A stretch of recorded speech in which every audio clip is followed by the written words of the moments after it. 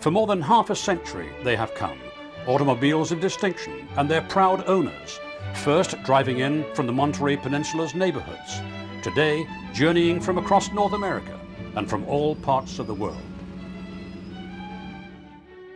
There have been many spectacular gatherings of automotive excellence since the inaugural Pebble Beach Concours d'Elegance saw the very first rolling art forms of steel and chrome, rubber and glass parade before the admiring spectators. What began as an interesting embellishment to a road race is today the premier celebration of the world's love affair with the automobile, where by invitation only, the epitome of automotive style comes together for the entire world to see. Today, the Pebble Beach Concours d'Elegance stands alone, truly reflecting a treasured time in which the art, romance and glamour of the motorcar were celebrated. But how did this ramp, this lodge, these golf links, hugging the rugged Pacific coast, become hallowed ground for auto enthusiasts worldwide? What is this singular event known as the Pebble Beach Concours d'Elegance? Join us now as we celebrate more than 50 magical years of the Pebble Beach Concours d'Elegance, discover how this show of shows came to be, and salute the many dedicated people who made it all possible.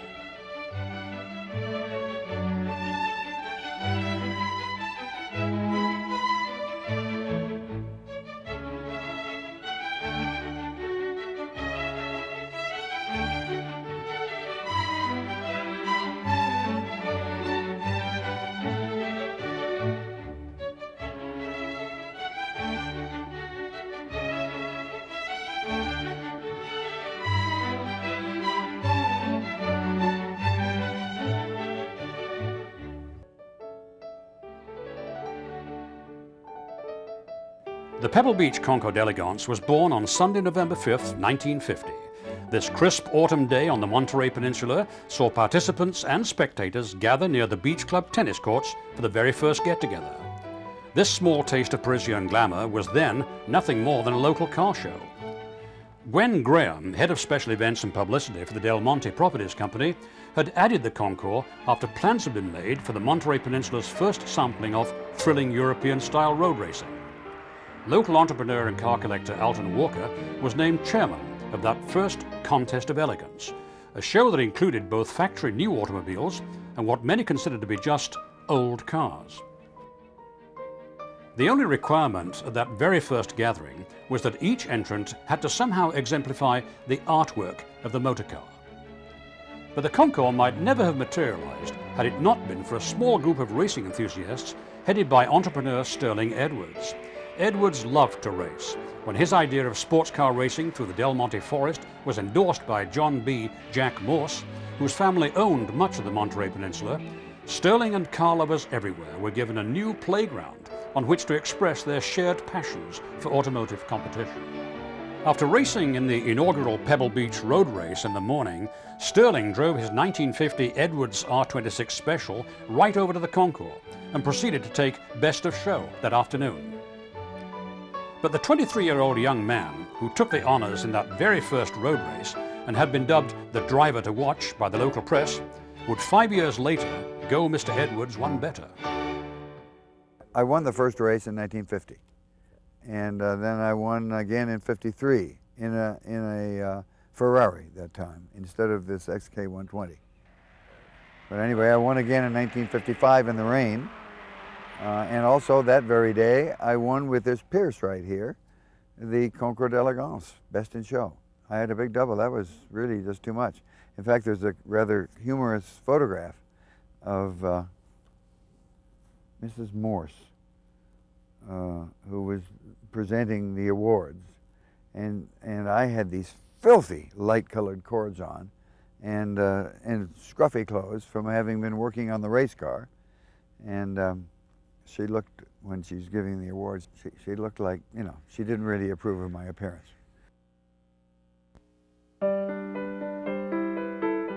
You know, the greatest thing about this is always not the cars, but it's the people associated with them. It's ultimately the hobby and the interest in cars that is the real treasure of Pebble Beach.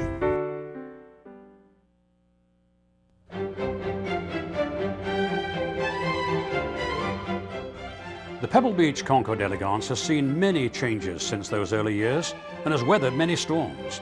Today, the Concours occupies the entire 18th fairway at the Pebble Beach Golf Links. What now stands as a preeminent celebration of the motorcar started out as a local afternoon gathering of car buffs.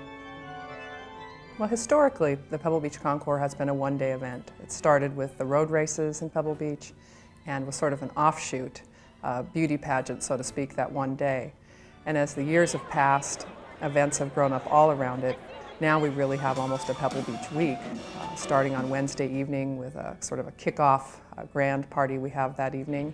And of course our driving event on Thursday, fashion shows and other events Friday, and our gala dinner Saturday. So it's a pretty power-packed week. In the year 2000, it seemed only appropriate that an event born in 1950 kick off with a 50s dance party that presented a flashback to a simpler time. In the days leading up to the Sunday Concours, car lovers savoured a colourful collage of automotive activities. Of course, road racing, the Concours raison d'etre back in 1950, drew large crowds to Laguna Seca Raceway for the Monterey Historic Automobile Races. And if your interest ran more to the motorcar as fine art, one could inspect the Black Hawk Collection's exhibition of classic cars throughout the week, many of which were available for purchase. Or perhaps you'd like to try your hand at bidding on an automotive treasure. If so, Christie's was on hand with an array of exceptional motorcars. Christie's International Motorcar Auction took centre stage on Sunday evening, following the Concours. On my left here, at 58. Corporate partners are important to the charitable work of the Concours, and nowhere were they more in evidence than on the lawn in front of the lodge, where concept cars from many of the world's leading car makers were on display. One of the most soul-stirring and colourful recent additions to the Pebble Beach Concours d'Elegance is the Pebble Beach Tour.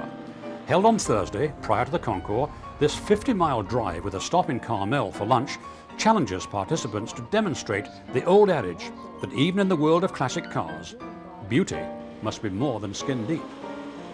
The only cars that are in the Concours are on the tour. We have about 90 cars this year. We will do a tour around the forest itself, out through Pacific Grove, into Monterey, out Highway 68, over Laurellis Grade, down into Carmel Valley, and then back in the Carmel Valley Road to Carmel itself, where we will park the cars on Ocean Avenue, close down a part of Ocean Avenue, and from there come back to the polo field. The tour also makes a statement. These classic automobiles are kinetic sculptures that only come alive when in motion. They're meant to be driven, and they are driven. Seeing these cars in motion is a thrill because they were made to drive. They were made to move. They imitate the wind. I mean, this Boattail Auburn is just a gorgeous piece of machinery, and it's a work of art. And especially here on the peninsula. This is one of the reasons Pebble Beach is so phenomenal, because it has lovely people, everybody's laid back, and these gorgeous trees, and every once in a while the mist burns off and you have a day like today, which is just perfect. Well, the tour is a wonderful thing because it shows that the cars actually work. I mean, it's pretty easy to make a car look shiny and new and just kind of push it over the, oh, look at it's rolling, hey, look at it, you know, but to make it actually go on the road and do what it's supposed to do, that's the real test. I mean, that's another whole art in and itself, making it run properly. Well, there's a couple of interesting little judging rules that come into play. You'd think, oh, what if they damage the car, or what if they scratch the car? But in this particular case, number one rule is that if a car is damaged while it's participating in the tour, it is not penalized in judging in any way. And number two, in the event of a tie, the vehicle that participated in and completed the tour is the winner.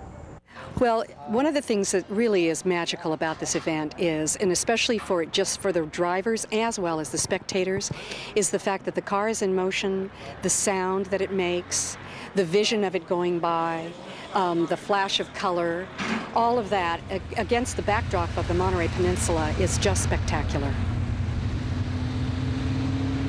There is some pretty hot weather out in the valley, and there is a fairly good climb over what's called Laurellis Grade. It's about 1,250 feet at the top, but it's quite steep. But again, they're cars. They're meant to be driven, and most of them, I think, do quite well on it, and most people have a great time with it. Even motorcars dating back to the brass era took a shot at making the grade. This 1913 Mercer raceabout raced just about as far as it could. Its 299 cubic inch T-head 4-cylinder engine was known to take the Mercer up and over 75 miles per hour, but not up and over the Laurelist rate today. It's a 4-owner, largely unrestored 1913 Mercer Model 35J. And unlike a lot of the restored cars that probably made it on this trip, we don't know too much about the history of any engine maintenance. It was running pretty nicely when we started, but it's hot today, and we lost some water and overheated. I think now we've got a blown head gasket probably, but that's what old cars are all about.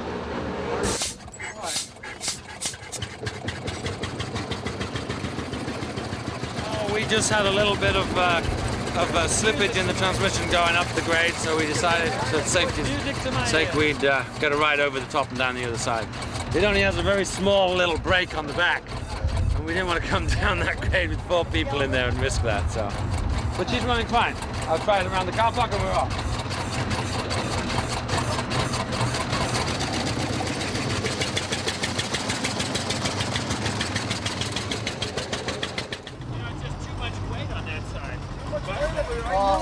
Well, it looks like a problem. We stopped. We had a little too much air in some of the tires. So we stopped to let some air out. Actually, John Mozart, the man that owns it, said they needed a little extra ride for a little extra air because of my weight. Yeah, we're ready. Let's go.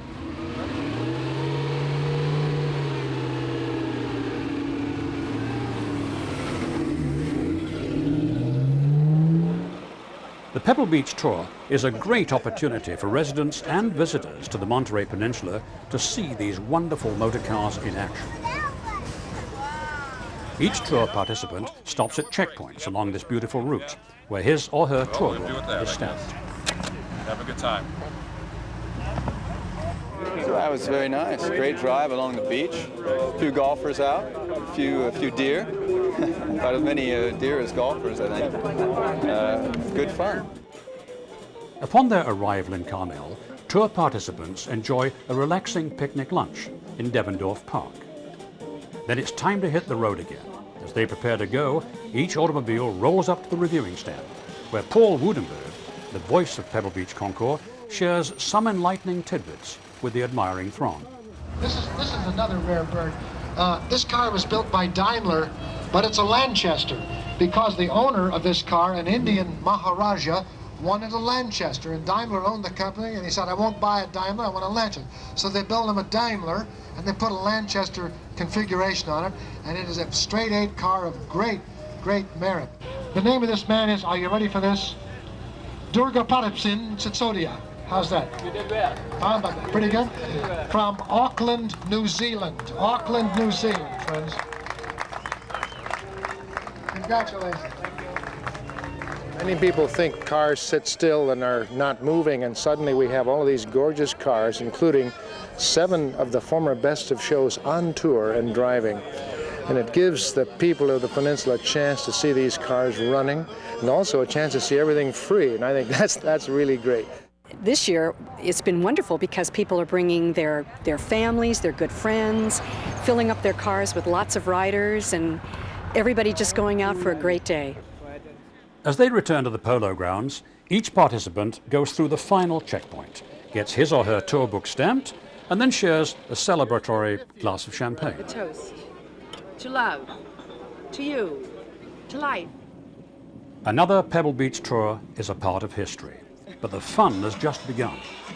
On the Friday preceding the concours, Style in the Fast Lane showcases the latest fashions for an automotive lifestyle.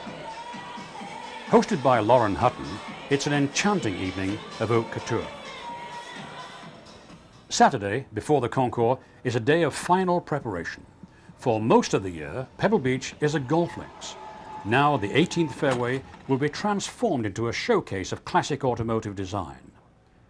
Determining just where each invited guest will park is done in a decidedly unscientific but very effective manner.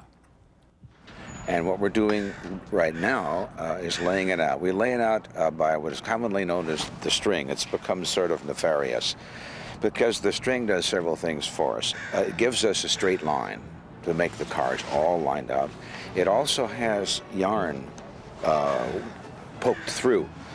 And they're at various intervals, mostly at 20 feet, because that's where we like to put the cars, so there's plenty of room for crowd.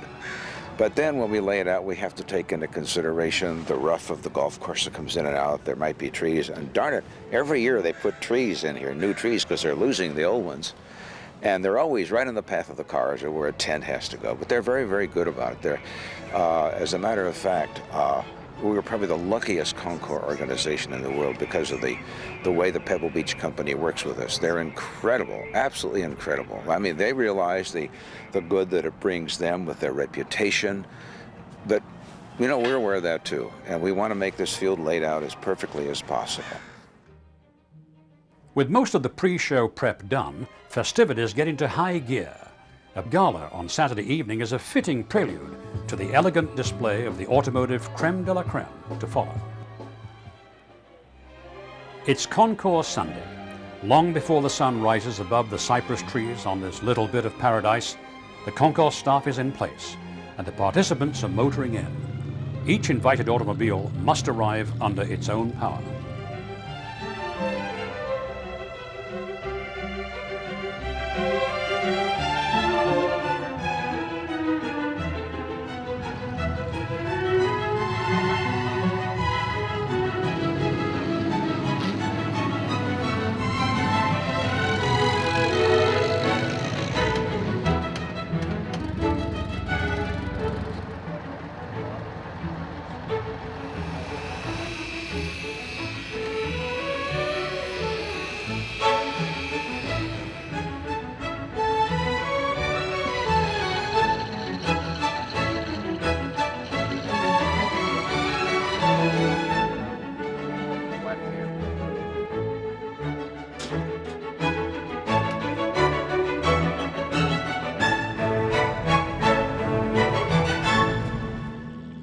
By mid-morning, the show field is a colorful collage of classic automotive lifestyle and art. As has been the tradition since Lauren Tryon and Jules Heumann assumed co-chairmanship of the event in 1972, each year has had its own flavor. But this golden anniversary event is an automotive tour de force. The special features this year are several.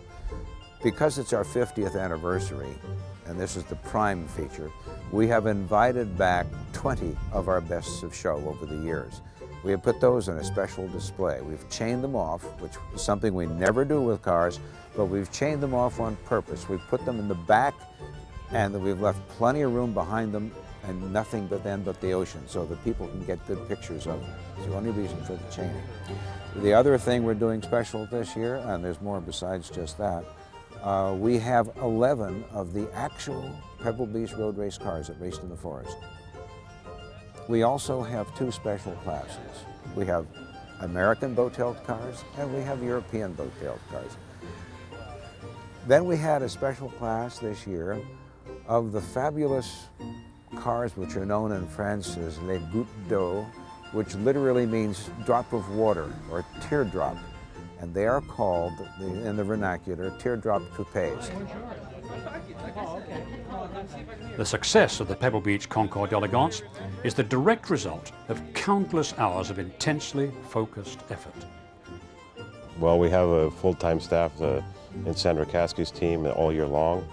She's the director of the concours, and she has a full-time staff. And as we get closer to the event, obviously a lot of divisions of the company come together and try to pull this thing off. A lot of hard work of the Pebble Beach employees, as well as a lot of the volunteers that participate every year.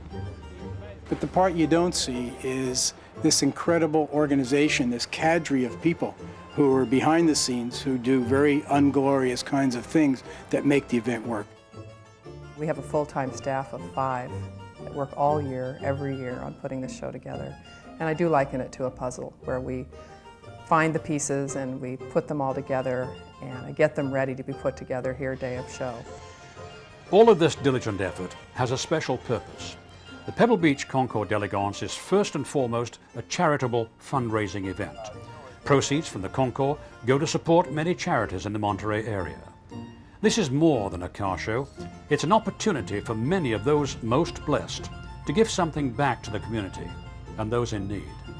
One of the biggest fundraisers is the charity raffle, in which automobiles donated by corporate partners of the Concours, who are auto manufacturers, are raffled off. In recent years, celebrities such as Jerry Seinfeld and Jay Leno have pitched in, making the awarding of the new cars a colorful and fun-filled moment during the award show. Jerry Seinfeld will now reach in, quickly switching with the name he has in his pocket. The winner is... It's Holly Phillipson of Salinas, California. Does this person exist? Holly, I'm sorry you didn't get here in time. Sorry. In the golden anniversary year, the Concours did indeed raise and donate over $500,000. Let's go to Ed Herman for the formal presentation. Ladies and gentlemen, we're going to interrupt our parade of ultimate elegance for just a moment and welcome Glenn Munger, chairman of Pebble Beach Concours d'Elegance. Let's give Glenn, Sandra Caskey, and their staff of volunteers a huge thank you for this spectacular 50th anniversary celebration of this great event. Pebble Beach Concours d'Elegance has a very strong commitment to our charities, and we owe a very special thank you to our sponsors, patrons, and guests for your extremely generous support to our event. Your support has enabled us each year to increase the contributions we make to our charities. This year, as a result of your generosity, Pebble Beach Company Foundation, United Way of Monterey County, Boys and Girls Clubs of Monterey County, Natividad Medical Foundation, and the Red Cross will receive a total of $507,611.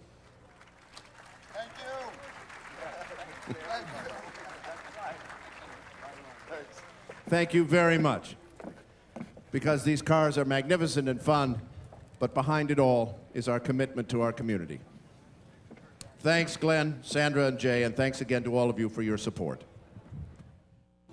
Raising these significant charitable contributions is an achievement that could not be possible without the help of each and every person involved. Well, what a lot of people don't understand is that everyone comes here as a volunteer. So all the entrants come here, they volunteer their time, they bring their cars at their own expense. We have 150 judges who lend their expertise, and they come here on their own dime, and they give their time day of show. And we have hundreds of volunteers who help that day. So that combined effort of all these people and our manufacturers who give us raffle cars every year to raffle off in the community, that combined effort gets us to our $500,000 mark. It's really the work of thousands of people. Another thing that is really wonderful is how the community here really supports the event. I have a crew of 100 and some odd volunteers. Today and Sunday, there's probably 400 volunteers on Sunday that help take care and volunteer and donate their time so that the whole event comes off. The Pebble Beach Concours d'Elegance was born in racing back in 1950.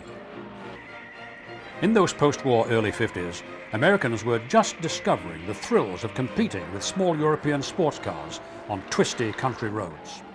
Well, there was a tremendous movement afoot, you know, with marvelous new cars, Maseratis, you know, all kinds of things. And there were all kinds of wonderful European creations that had come along since the war. Essentially, they were small cars, totally unlike the American cars. While a few would go on to racing glory, most of that early die-hard breed simply loved to race and wanted to do more than just turn left. We honored those early racers at the year 2000 Concours with a special exhibit of 11 Pebble Beach road race cars that competed from 1950 to 1956. This 1938 Alfa Romeo 8C 2900B has a rather extraordinary history. In 1938, it came in second overall in the 1,000-mile Mille Miglia. Then, fully 13 years later, in 1951, it was victorious in the Del Monte Handicap, one of the fledgling Pebble Beach road races. Its owner-driver, in 1951, ultimately went on to become America's first Formula One champion. I have always liked natural road courses, even if there weren't any curbs or anything, and even if there might be a little dirt or something swept out onto the circuit. This 1952 Ferrari 340 Mexico Vignale Spider was rediscovered a few years ago in a carriage house in New Hampshire. It had been sitting there for 20 years. Now let's watch as the Pebble Beach road race cars take one more lap over the ramp.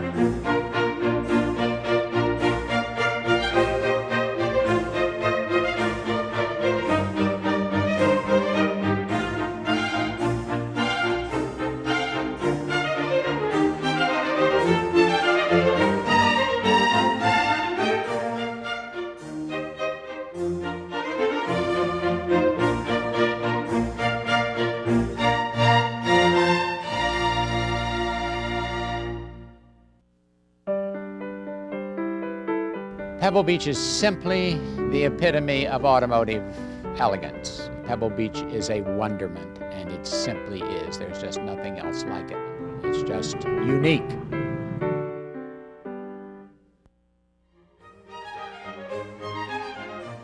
The decade of the 60s saw a gradual evolution from the mix of showroom new cars and older cars to an emphasis upon fine automotive design. Rolls-Royce motor cars were in strong attendance. There were two schools of thought: the meticulous owners of pre-war, that is, pre-World War II motor cars, and the more nonchalant owners of post-war vehicles. This was a colourful time in which the glitterati mixed with the bon vivants of the day to create a playground for lovers of automotive style and motion. Colourful individuals like the flamboyant Lucius Beebe and celebrities like Bob Hope added to the excitement of this increasingly popular annual gathering of automotive aficionados. It just got bigger and bigger. It just mushroomed every year. You know, the lawn became virtually inadequate to handle all the cars. The magic itself is the number of cars that come together, the level of excellence that they portray, the detail that's been put into their restorations, and it's just a wonderful event.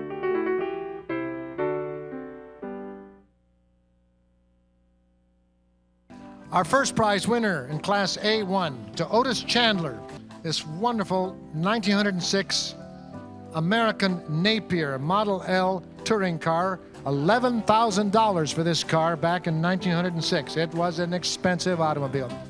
And now our first prize winner, Pat Craig from Stockton, brings us a lovely 1915 Pierce Arrow Type 48 coupe made in Buffalo.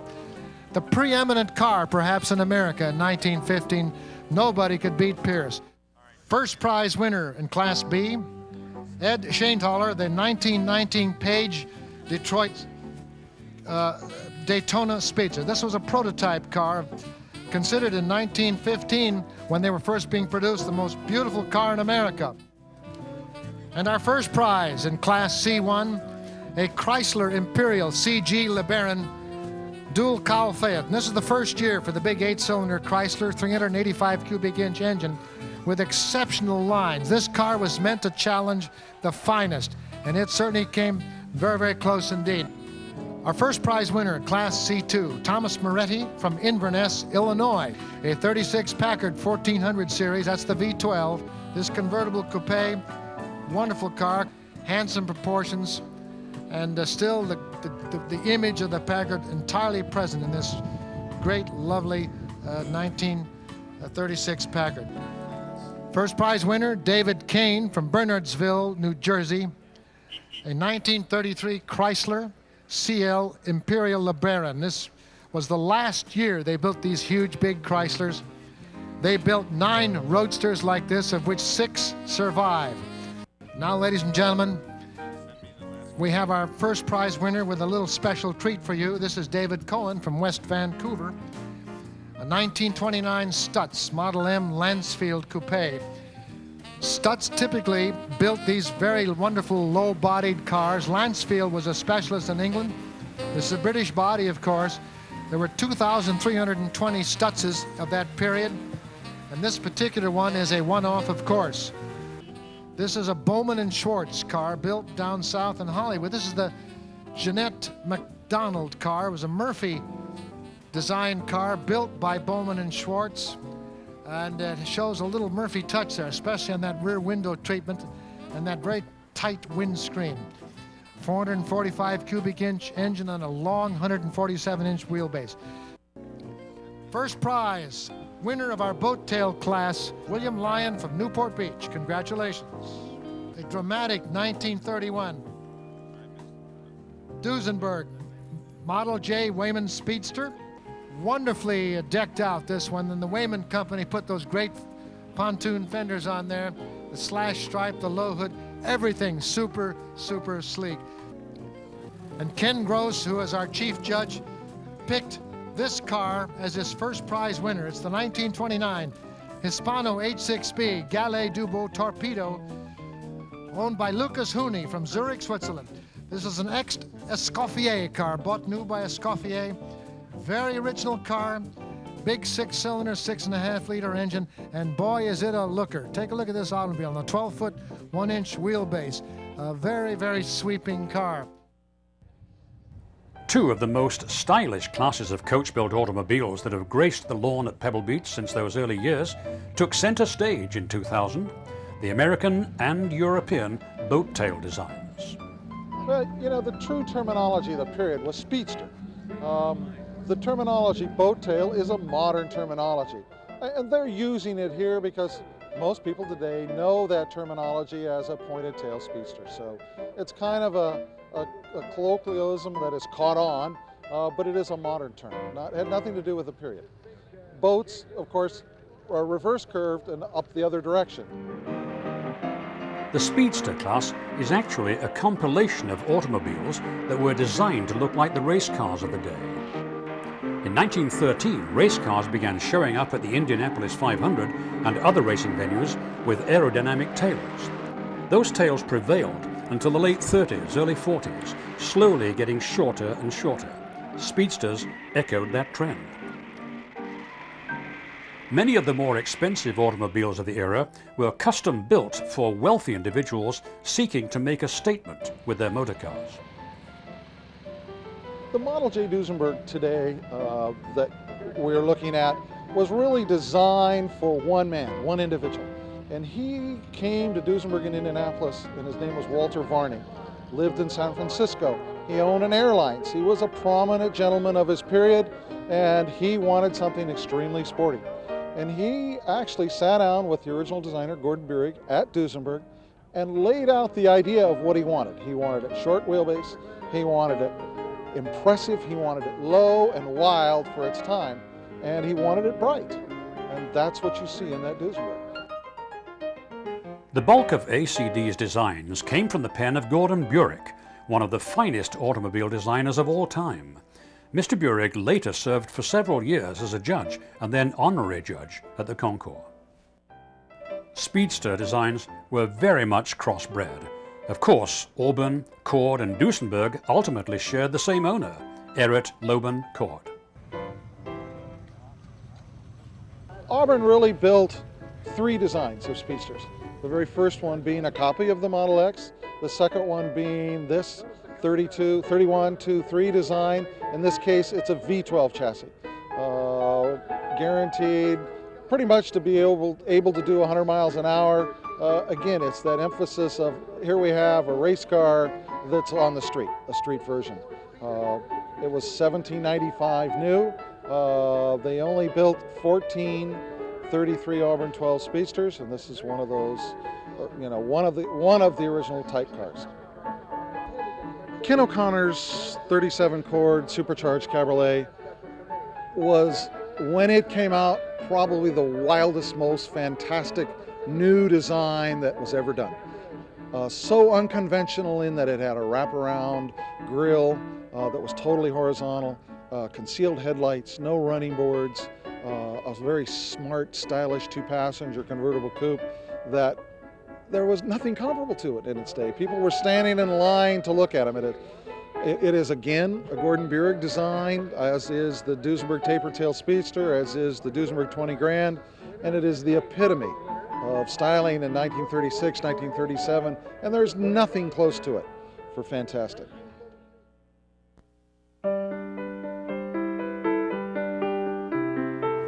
Pebble Beach has its personality, which is, you know, it's almost over the top in some ways, but that's what makes the event. I mean, when you look at the venue, you look at the aura, you look at all of the visceral things and all the things you can feel.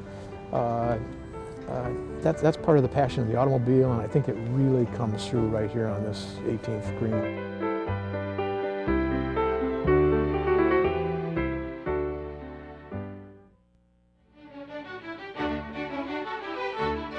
The Pebble Beach Concours d'Elegance, now renamed the Gwen Graham Concours, sailed rudderless into the 1970s, but an overheard conversation at the 1971 Silverado Concours d'Elegance would change all that.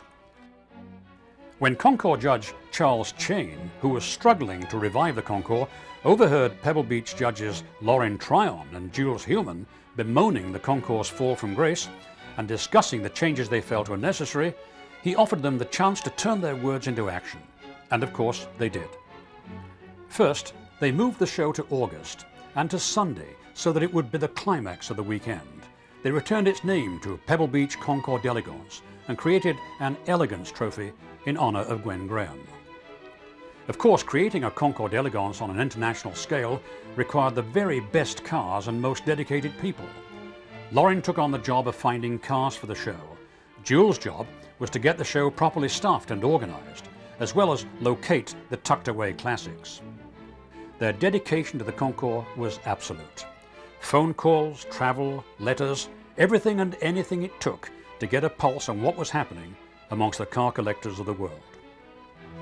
In 1972, when Jay Heumann and Lauren Tryon took over, they changed the judging and they brought the event forward. Jules and Lauren introduced an innovative two-tiered judging system. Under this system, expert class judges performed the objective examinations. Meanwhile, a panel of honorary judges, primarily enthusiasts, drawn from the upper echelon of motoring excellence, were charged with selecting the recipients of the special awards. Their choices were to be based upon their own subjective impressions and viewpoints. Chosen to head the first panel of honorary judges in 1972 was Strother McMinn, a former designer for GM's Art and Color and renowned authority on automotive style. His knowledge of automotive form and function was unequaled. But more than that, his kindness and generosity remain legendary. Mac had more influence on automobile design and an influence here at Pebble Beach as being chief honorary judge over the years. But all of Mac's students had a personal feeling toward Mac because he kept track of our careers throughout. He never lost touch with a student, and he always knew where you were, and if an opening came up, he thought you were the one he'd recommend you. And he was just a terrific mentor. With their team now in place, Jay and Lauren embarked upon what would become an annual quest for the epitome of automotive style. And it was in 1972 that, much to Jay Heuman's surprise, his elegant 1922 Hispano Suiza H6B Labadette skiff torpedo, which he personally had restored, was selected Best of Show. In 1973, Jay and Lauren introduced a soul-stirring class that saluted speed as much as grace, Ferrari through 1959. Then in 1974, racing returned to the peninsula as Steve Earle instituted the Monterey Historic Automobile Races at Laguna Seca. This began a long-running association with the Concours that continues today. In 1976, Clint Eastwood helped with the awards, here presenting first in class among antiques to Jeff Robinson's 1906 Packard 24 Touring. And it was in 1979, when Rolls-Royce and Bentley were the featured marques, that the Concours was graced with the presence of Margaret Bentley, widow of W.O. Bentley, founder of the hallowed mark. As the 70s drew to a close, Jules and Lauren's flawless taste and fanatical attention to detail had elevated the Pebble Beach Concours d'Elegance to the peak of automotive style, art and grace. I suppose if there's heaven on earth, it's Pebble Beach. Everything is just absolutely perfect. The people, it's the best people watching outside of the bus station you'll ever see. Jules and Lauren knew from the start that to invite motor cars of the highest caliber and expect them to show up, one must also have judging of the highest caliber. That standard of excellence continues today. Yes, it's mainly two groups of people. We have our regular class judges who basically judge the originality, the authenticity of the cars, and we try and select the best judges we can. Many of them come from the major marque clubs. Most of them have lots of experience in local and regional events and other Concours events around the country. And then we have our honorary judges. Those are people that are associated with the design studios, for example, the major automobile manufacturers, a number of design people that come over from the firms in Italy, and they basically pick a group of cars to receive special awards for elegance. And I think putting that kind of effort into the judging, I think, has a lot to do with establishing the credibility of the show. Honorary judges are drawn from the upper echelon of the automotive world. They are given wide latitude to express their personal viewpoints. Each person's own subjective opinion is welcomed and encouraged. Over the years, honorary judges have included leading automotive designers and executives such as Franklin Q. Hershey, Fabrizio Giugiaro, Chuck Jordan, Giotto Bizzarini, Sergio Pininfarina, Grant Larson, Bob Lutz, Jay Mays, Bruno Sacco, Filippo Sapino, Jack Telnick, Hartmut Walkers, and Tom Jada. Journalists and writers like Dean Batchelor, Robert Peterson and Beverly Ray Kimes, racers like Briggs Cunningham, Juan Manuel Fangio, Paul Freer, Roger Penske, Jackie Stewart, artists like Ansel Adams, and even aristocrats with automotive interests, Count Marcus Clary and Edward, Lord Montague of Bewley. We're not looking just at nuts and bolts. We're not looking at, you know, is it a Class A finish on a brake drum, and is it too far, or how much is enough and how much is too much? That's not our role. Our role is really looking at elegance, looking at line, looking at things that a little bit broader view.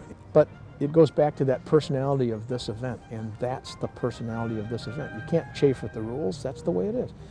While honorary judges rely upon impeccable taste, class judges at Pebble Beach must live and breathe the mark they will judge. We have approximately 26 classes, and we get the best judges that know the marks, the specific cars in those classes, and they judge those cars. So they're judged by peers. And really, as tough as it is to get a car on the field here at Pebble Beach, the standards are so demanding that it's the only thing we can do. It's the only way we can treat the entrant and the restorer fairly is to get the best judges so that their work is recognized. Class judges have a specific set of criteria on which each car is graded. We do look at the mechanical condition. The cars must start, they must drive onto the field. We do an engine start, we listen to the engines. Someone is looking to see that the instruments work. We test the lights, we judge the total car, and then we meet and discuss, and in most classes at Pebble Beach, there are 3 awards, the first, second, and third. So as judges, we go out, with great respect for the people who have had these cars here. This isn't like, wow, we found something wrong. This is about, these are wonderful cars. We've, at other concours, we've seen cars pulled or pushed over ramps or pushed off the ramps. That would never happen here. You never get your prize if you don't run. Well, that's all right. Sorry, gentlemen. One of the greatest strengths of Pebble Beach, and a reason for its health, growth and longevity, is the stability of its judging teams. For many, Pebble Beach has become an annual reunion with old friends. The nicest part of being the chief Rolls-Royce class judge at Pebble Beach is that our team has judged together for 16 years. This will be our 17th year of our team of 4 judging together. But that's the nicest part of being associated with Pebble Beach, is to be able to come back with friends and do the cars we enjoy one another, and that's an enormous pleasure. The highly respected judging system and the high caliber of judges has given participants in the Pebble Beach Concours d'Elegance the opportunity to have their automobiles validated and authenticated by the experts. When a car is invited and then does well at Pebble, its pedigree is unquestionable. The main reason I bring a car to Pebble is it gives it some history. You know, there are so many cars now where, you know, the father was Rin Tin Tin and the mother was Lassie. We don't have the papers on the puppy, but we're sure that, at least when you bring it here, experts look at it and they go, aha, here's what it is on this date in 1963 or 1988 or whatever year you're here. This car is authentic up to that point. Because it's very easy, as the old guys die off that really knew these cars and built them. It's very easy to switch fenders and switch engine numbers and do things like that, and it's hard to trace the history of a car all the way back. So what that does, Pebble Beach kind of stops time and goes, okay, this is what we knew about the car in 1931. This is how much of it is original up to this point right now. And so when somebody wins here, and that car ever comes up for sale, you'll invariably see Pebble Beach winner, because when you see that, you know that it's a good car, so to speak. Pebble Beach is a celebration of style and lifestyle that grew up around these rolling works of art. Over the past quarter century, the world's most prestigious marks have been celebrated here. Many have gone into the pages of history: Isotta Fraschini, Packard, Delage, Delahaye, Duesenberg, Hispano Suiza. All have left noble legacies and provided great moments of joy for those strolling and picnicking on the lawn each Concours Sunday.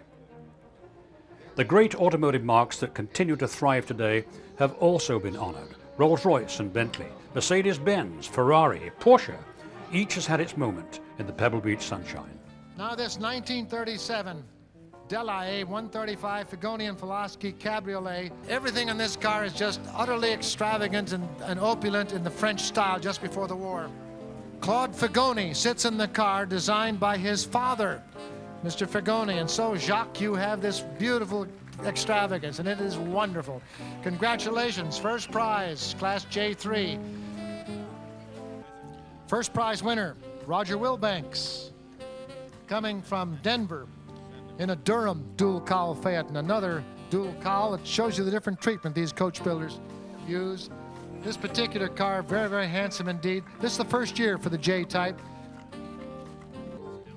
First prize winner, Arturo and Deborah Keller from Petaluma. First prize, Class H, with a glorious 1913 Silver Ghost Tour. Notice the low chassis in this car. This is a 4-speeder. They went to 3 speeds in 1911. They reverted to 4 speeds in 1913. Early car, nice and low, and very tastefully restored. Congratulations.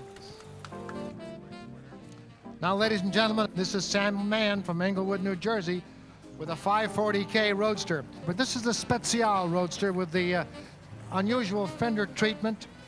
Only a couple of these were built of this nature. This again was a 100-mile-an-hour car, full crown fenders, smoother in every way. The Special. Congratulations. Now, ladies and gentlemen, our first prize winner, a very, very rare automobile from John Ridingsley in Dallas. This is a 1934 Triumph Dolomite SS Corsica Roadster, made in Coventry. This was a very direct copy of the Alfa Romeo of the period, so much so that Alfa sued Triumph for infringement on their car. First prize, a very unusual Bentley. This is the prototype of the Bentley R-Type Continental, which is named Olga, owned for many years by Stanley Sedgwick, who was head of the Bentley Drivers Club. This car is a 1952 R-Type, the original R-Type Fastback Continental. First prize in this class, Lorenzo Zambrano from Monterrey, Mexico, in a lovely old 1952 Ferrari 250 Sport Vignale Coupe, a very rare car. This is the first 3-liter V12. This prototype won the Mille Miglia, this very car, in 1952. It won that first 12-hour Pescara. It held the lap record at Le Mans, a significant Ferrari. First prize in Class N, Charles Swimmer from San Diego.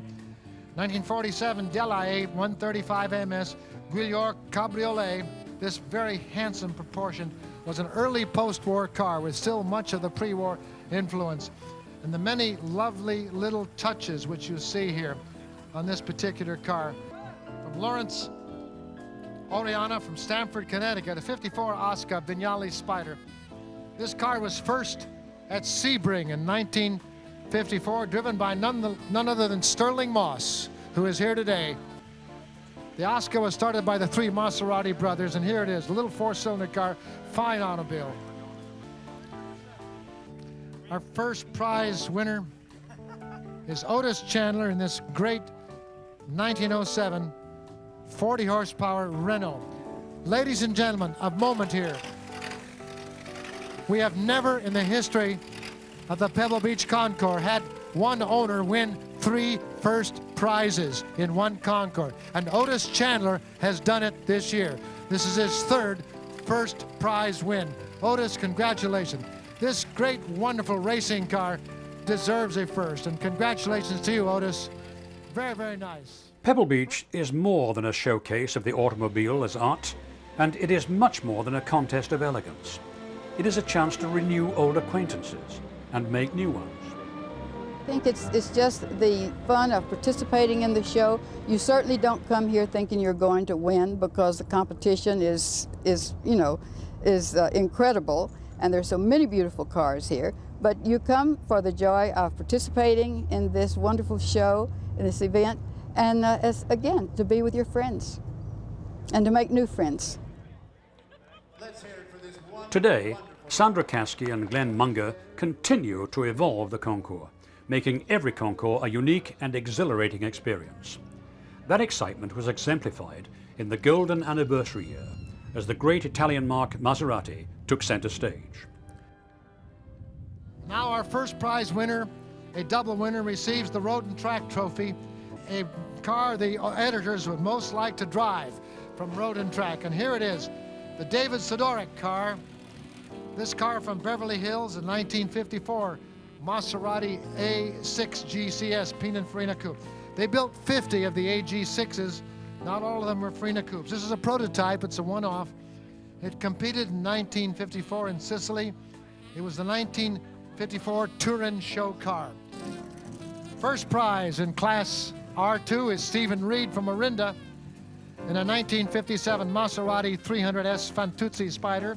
This car competed in 1958 at the Villa Real GP, and it won first, second, and third. The cars swept that competition.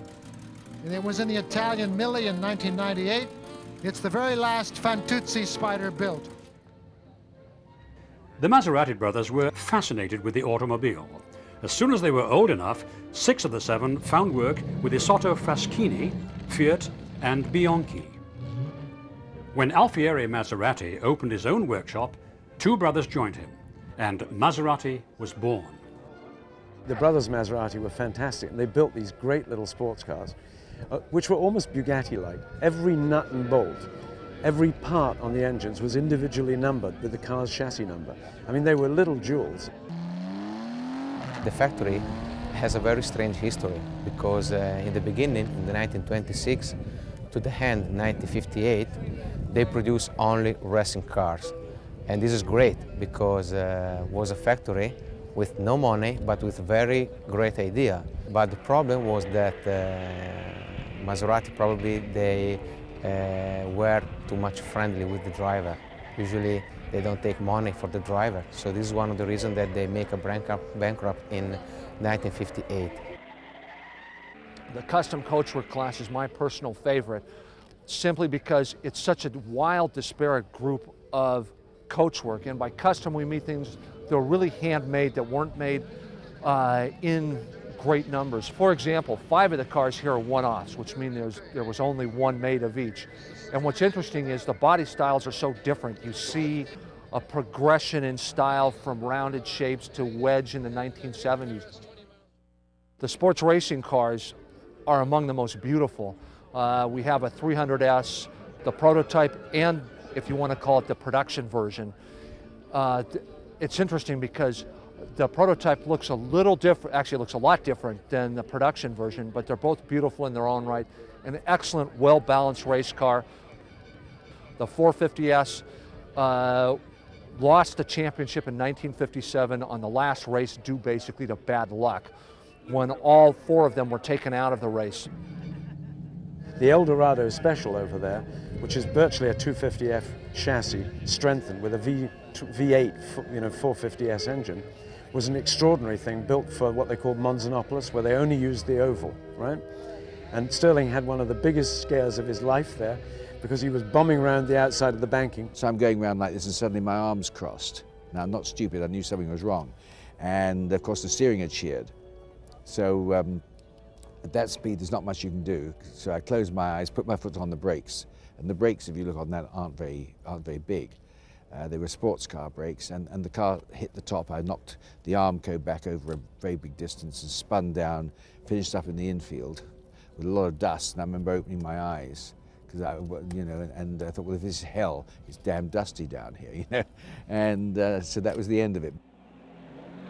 The Italians have a passion for racing, which the Germans didn't have the same sort of passion, but they were obviously more efficient. And in many ways, it was a better thing to race with them. But if you have the flavor of racing with Italians, they're such incredible people that you can forgive most things. It's the Super Bowl, it's the World Series, it's the U.S. Open of car shows. It's the best there is, and it's a great place to be, and anybody should, if they have a chance, should come and see it and experience it.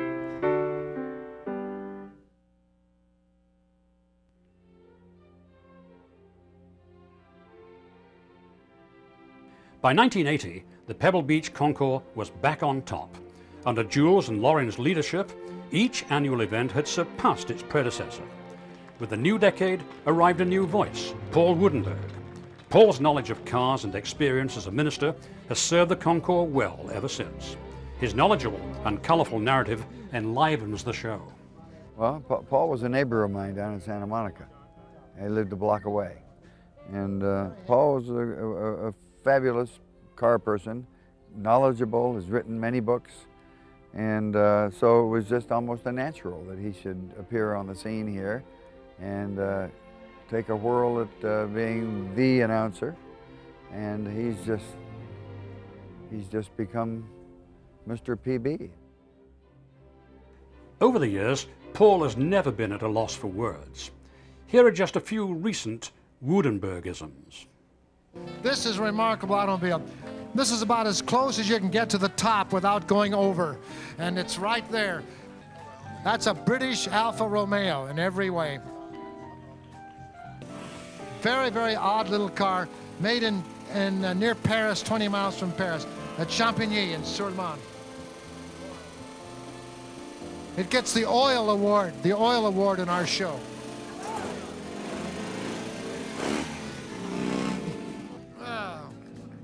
The poor band is getting blasted over there. And this car is the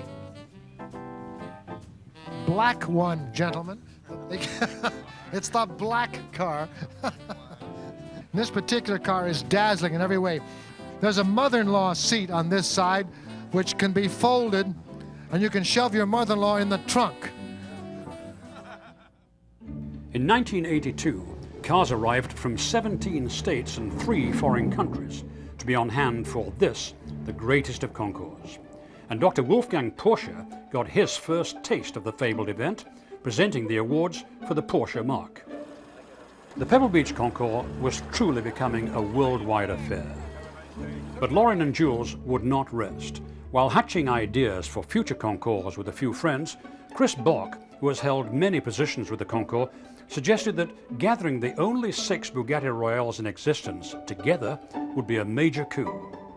Although all present agreed that it would also be a major undertaking, the project was launched.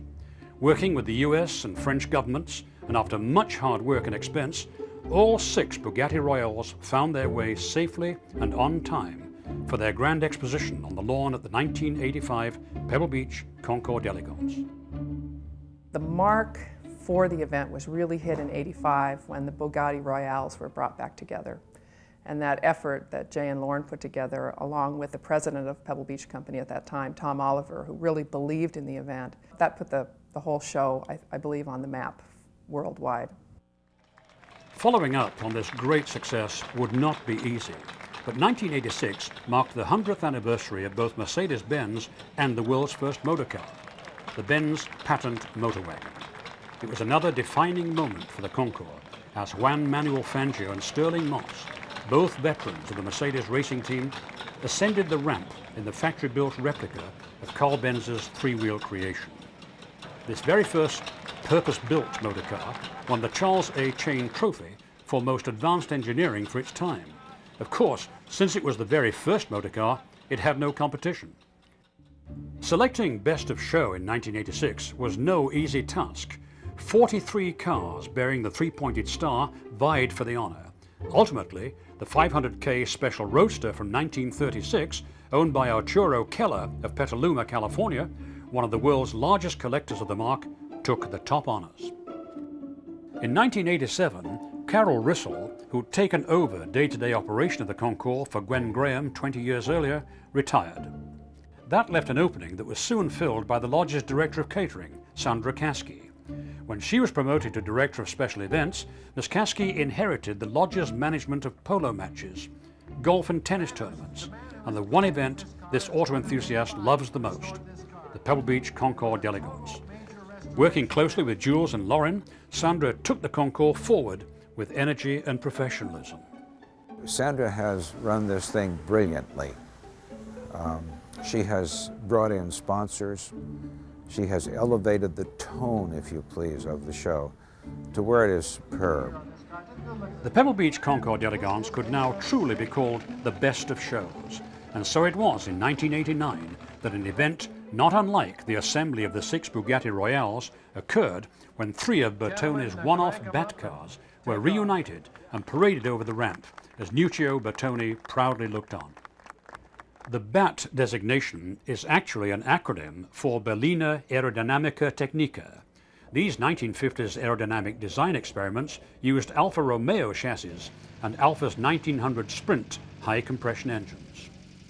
Yeah, I remember there were some Italian judges and it was interesting for me to listen to them gabbling away in Italian. I understand Italian pretty well. And to listen to them, some of them thought it was marvelous, and others thought that this is ridiculous. I didn't like those things when they first appeared on the scene. While the Bat cars may not be everyone's cup of espresso, these stunning kinetic sculptures occupy a treasured space in automotive design history, and in the history of the Pebble Beach Concours d'Elegance. I've been to automobile shows all over the world and all kinds of car shows and car events, and in my mind, there's nothing better than Pebble Beach.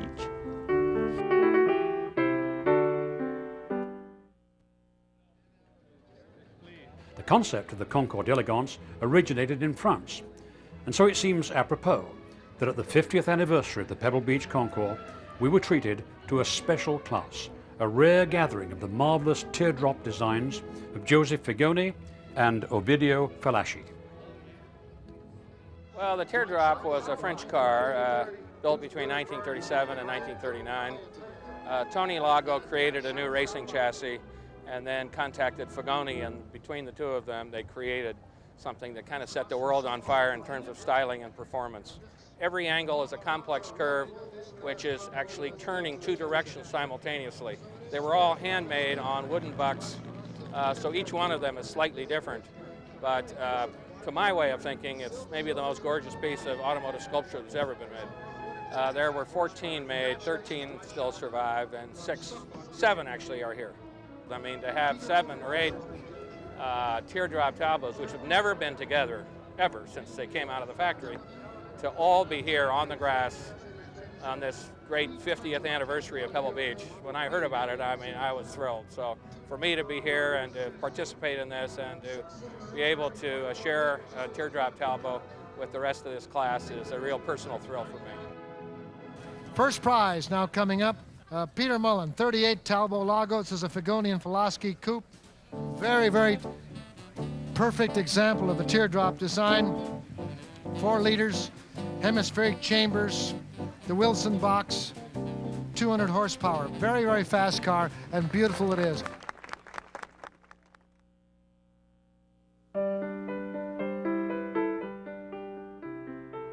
Well, you know, I was here for 4 years before I realized it was a golf course. I always thought it was, hey, this is a great place for a car show. You know, they should do something else with this the rest of the year. And it's, oh, it is a golf course. Oh, I'm sorry.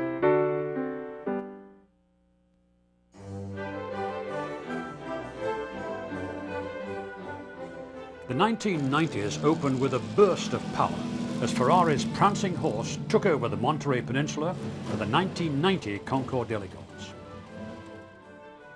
1990 also saw Joe Bortz's dream cars of the past. 1993 witnessed the melding of classic elegance with visions of futuristic elegance, as the first of the now annual displays of concept cars held sway on the upper lawn. After Strother McMinn retired from his post as chief honorary judge in 1994, Dave Hulls, another General Motors veteran, took over. Dave's impeccable taste, passion and appreciation of automotive design set high standards for the honorary judges. Dave Hulls was a terrific car enthusiast. You couldn't be around him 5 minutes and not get enthused just as he was. It was infectious. He loved cars, he got excited about them, and he brought that innovative sense of design to judging. He really was enthusiastic, and nothing slipped past his eye. If there was a beautiful fender or a nice curvature or a shape or the way a highlight hit a car, he was the first to see it and recognize it for the beauty that was there. The Concours again made a bit of automotive history when in 1997 hot rods were invited to participate. The winning car in that class, a 1932 Ford Highboy, owned by Bruce Meyer, an enthusiast, and one of those responsible for the addition of hot rods to the show. 1998 saw the inauguration of the Pebble Beach Tour, vanquishing once and for all the notion that Pebble Beach motor cars are all show and no go. As an incentive to hit the road, a special award, Elegance in Motion, was introduced. Pebble Beach continued to draw not only those who appreciate the art of the automobile, but those who actually create automotive art. Sergio Scaglietti, the great designer of Ferraris, was on hand in 1998. In 1999, the honorary judges arrived in style as Stu Laidlaw's 1912 Packard tour bus pulled up before the lodge and admiring crowd right on schedule. Over the past 50 years, many special awards have been added. We've added a preservation class, and that's a direct reflection. That and the driving event are reflections on the change in the hobby. Many people are really feel there's an important patina to certain cars that have not been restored. And you know, much of Pebble Beach has always been about these incredible restorations, but there's cars out there that are so incredible that don't need to be restored and shouldn't be. They should be preserved. So we have a FIVA award, an award from Europe for preservation of automobiles, and we have a new class for that, and we actually have a dozen cars in competition for that award this year. A second prize winner. This is the FIVA award for the best preserved CARM, presented by the McNeil Haggerty of the Haggerty Insurance Company. This is the car that gets the award for the best preserved car according to the FIVA standards. Special awards are usually sponsored by the Concours corporate partners. Some are presented in memory of someone who has made a particularly strong contribution to the world of automotive style.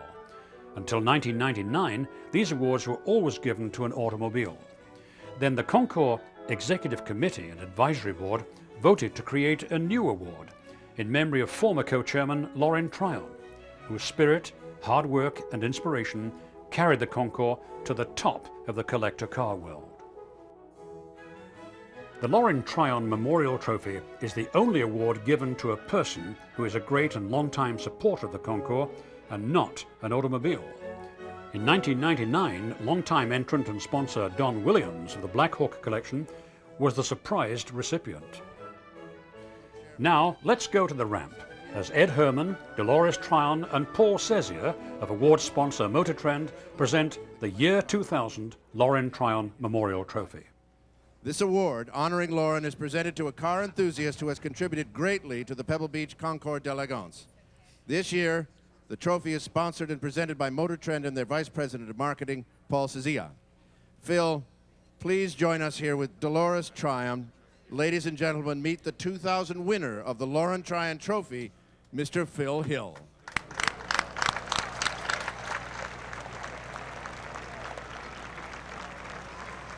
Congratulations to Phil Hill.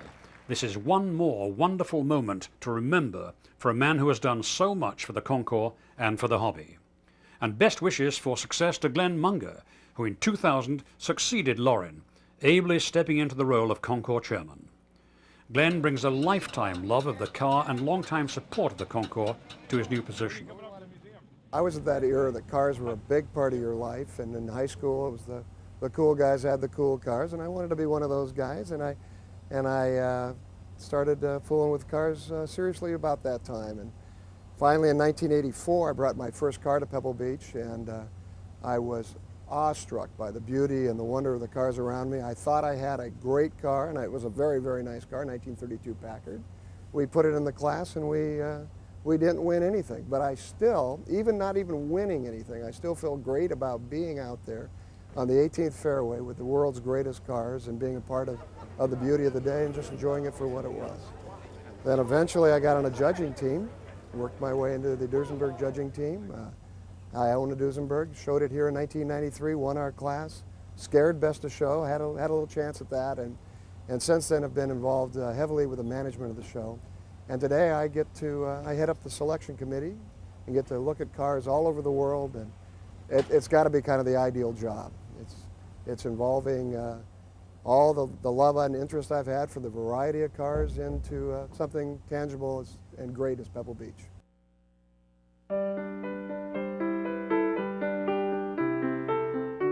Show plays for the best of the best, the very finest, and I think the very finest people too.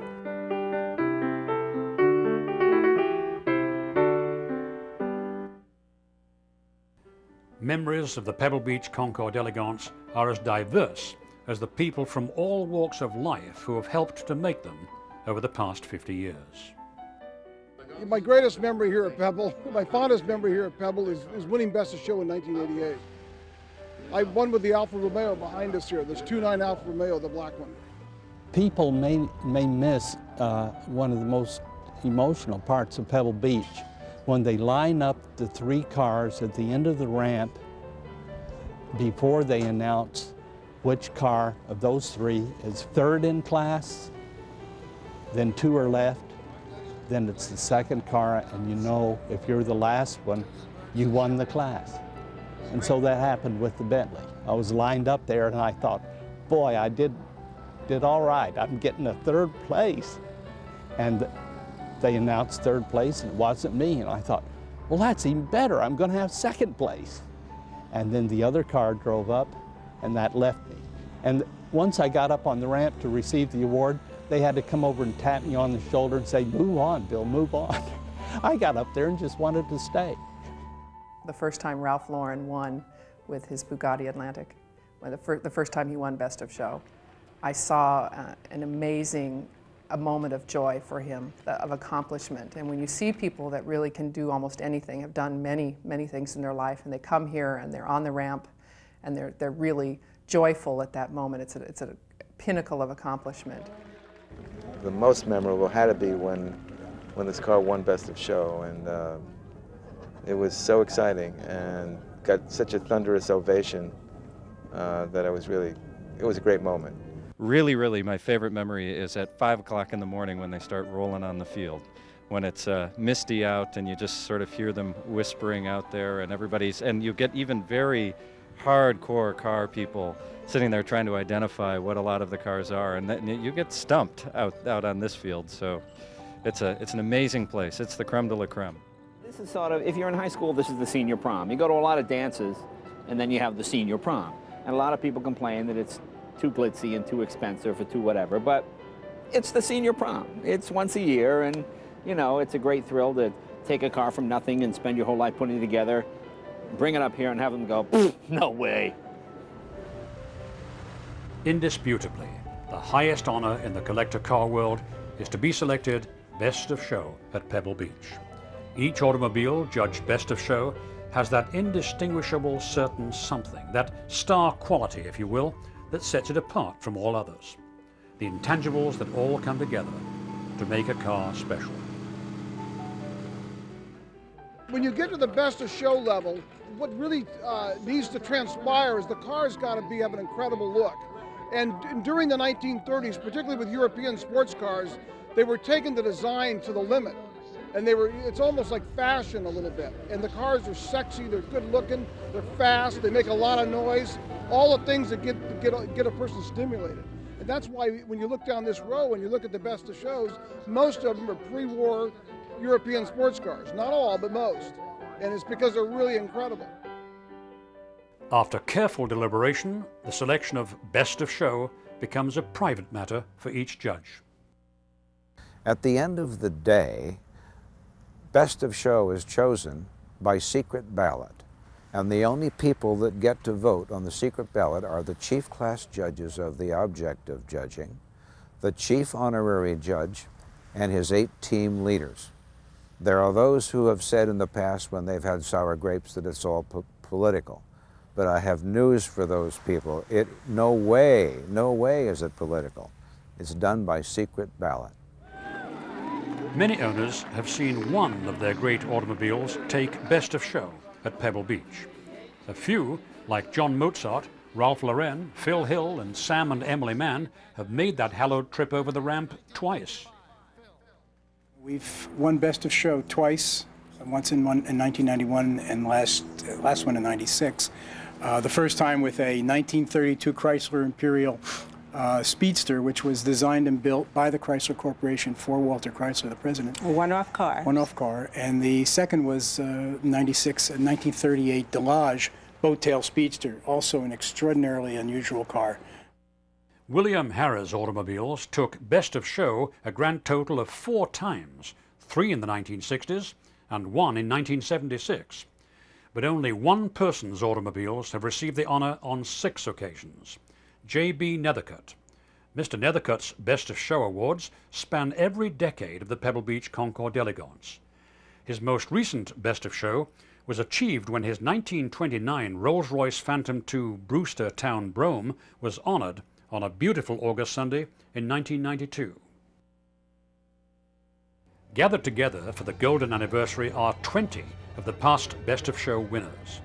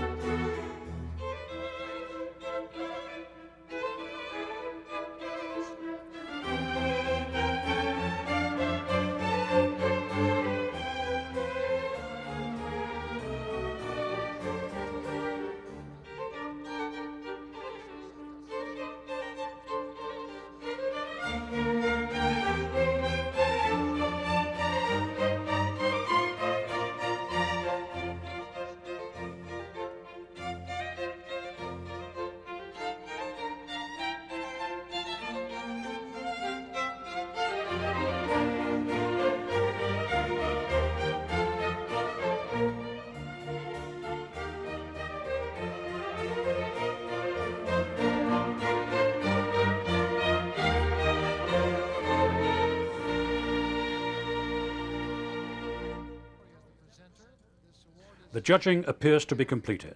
The winners of the Elegance Awards are about to be announced. Then the moment we've been waiting for, the presentation of Best of Show in this golden anniversary year. Ladies and gentlemen, the moment you have all been waiting for. This car is chosen from the first place class winners by secret ballot. Voting are the chief class judges, the chief honorary judge, and the honorary judge team leaders. Winner receives a replica of the perpetual Best of Show Waterford Trophy, a watch by Rolex, and champagne by Mum. The winner of the 50th annual Pebble Beach Concours d'Elegance is a 1937 Delahaye 135M Fagonia Falashi Cabriolet. Jacques and Betty Harguigny.